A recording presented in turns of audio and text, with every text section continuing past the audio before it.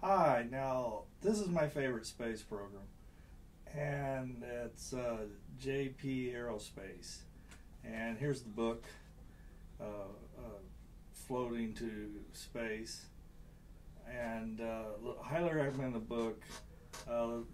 What you're seeing right here is their airship that actually goes into orbit, and this would be the way I'd want to go into space. Instead of going on a controlled explosion, you go up to one blimp, go to a floating space station on the upper atmosphere, and then you take this in a few days to orbit.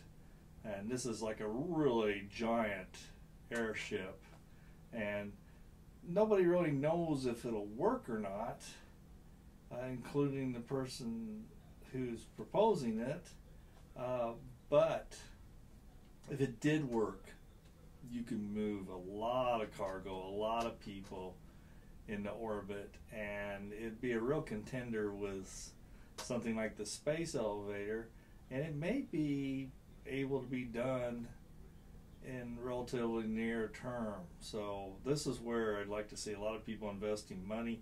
If I lived in California, I'd probably go volunteer for this group.